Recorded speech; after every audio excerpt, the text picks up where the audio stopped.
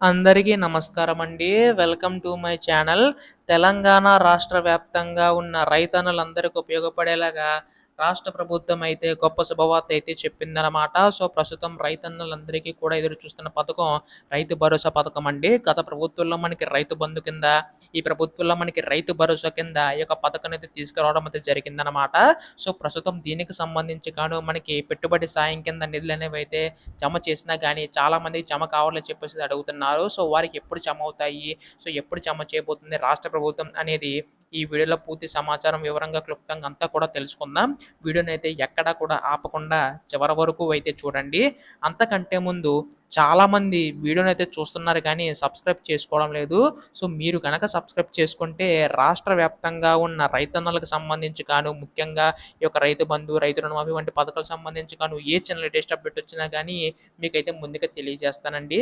అందుకోసం వెంటనే ఛానల్ అయితే సబ్స్క్రైబ్ చేసుకోండి. అలాగే వీడియోకైతే లైక్ చేయండి. మరికొంతమందికి సమాచారం అయితే తెలుస్తది. ఇంకా ఆలస్యం చేయకుండా వీడియోలోకైతే వెళ్ళిపోదాం. సో, ప్రస్తుతం మనకి యాసంగి పెట్టుబడి సాయం కింద రాష్ట్ర ప్రభుత్వం మనకి రైతు భరోసా పథకం అనేది తీసుకురావడం అయితే జరిగిందండి. సో, మీ అందరికీ ముందుగా చెప్పినట్లుగానే గత ప్రభుత్వంలో రైతు బంధు కింద, ఈ ప్రభుత్వంలో రైతు భరోసా కింద ఈ యొక్క పథకం అనేది తీసుకురావడం అనేది జరిగిందనమాట.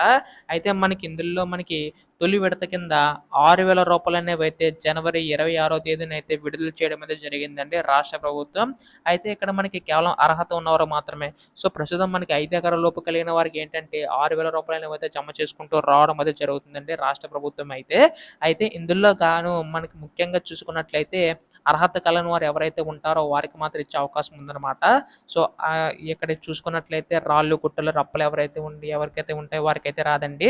సో, ఎవరికైతే సాగు భూమి చేసి ఉంటారో వారికి మాత్రం ఇచ్చే అవకాశం ఉందనమాట. సో, దీనికి సంబంధించి గాను రాష్ట్ర ప్రభుత్వం మనకి మిగతా వారికైతే జమ కాలని చెప్పేసి అయితే అడుగుతున్నారు కదా! సో, వారికి కూడా జమ అవుతాయని చెప్పేసి అయితే అంటుందండి.